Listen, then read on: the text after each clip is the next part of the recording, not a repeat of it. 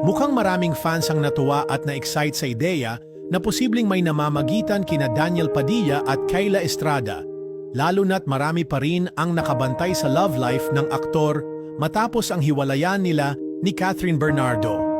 Ngunit, ayon kay Ogie Diaz, tila walang katotohanan ang chismis na nililigawan ni Daniel si Kayla.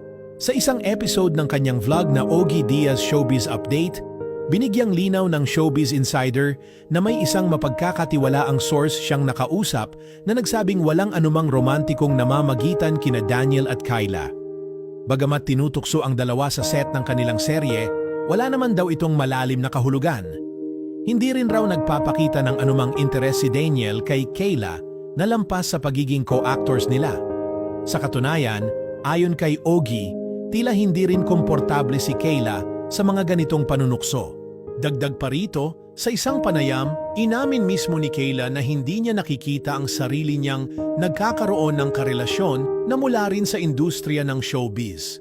Mas pinipili niyang iwasan ang pakikipagrelasyon sa kapwa-artista, marahil upang mapanatili ang kanyang pribadong buhay at pokus sa kanyang karera. Kaya naman kung mayroon mang mga espekulasyon na may espesyal na namamagitan sa kanila ni Daniel, mukhang malayo ito sa katotohanan. Hindi na bago sa industriya ang ganitong uri ng chismis. Madalas, kapag may bagong proyekto ang isang aktor at aktres, hindi maiiwasan ang pagkakaroon ng mga haka-haka na may something sa kanila.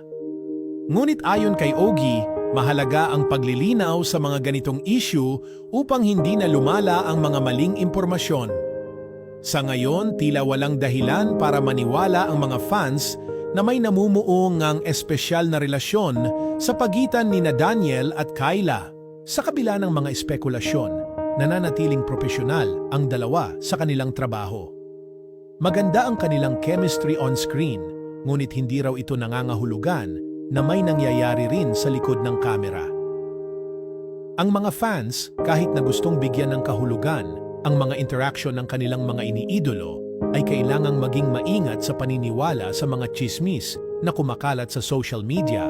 Isa rin sa mga napansin ng netizens ay tila hindi na rin interesado ang ina ni Daniel na si Carla Estrada sa pakikipag-ugnayan ng kanyang anak sa kung sino man sa ngayon.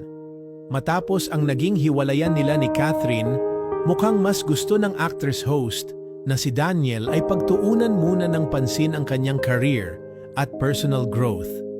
Hindi rin lingid sa kaalaman ng marami na si Carla ay isa sa matibay na sumusuporta noon sa tambalang Kathniel.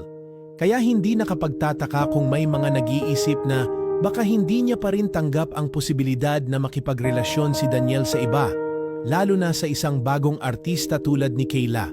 Maraming Kathniel fans din ang tila hindi pa rin handang makita si Daniel na may bagong nililigawan o pinopormahan. Sa kabila ng malinaw na pagsasara ng kabanata sa pagitan nila ni Catherine, patuloy pa rin ang suporta ng mga tagahanga sa dating real-to-real couple.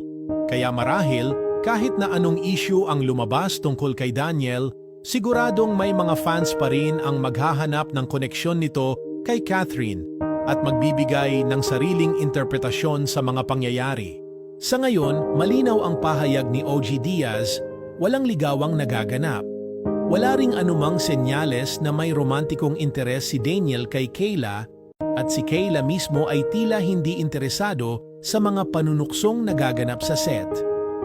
Kung may pagbabago man sa kanilang relasyon sa hinaharap, tanging panahon lamang ang makapagsasabi.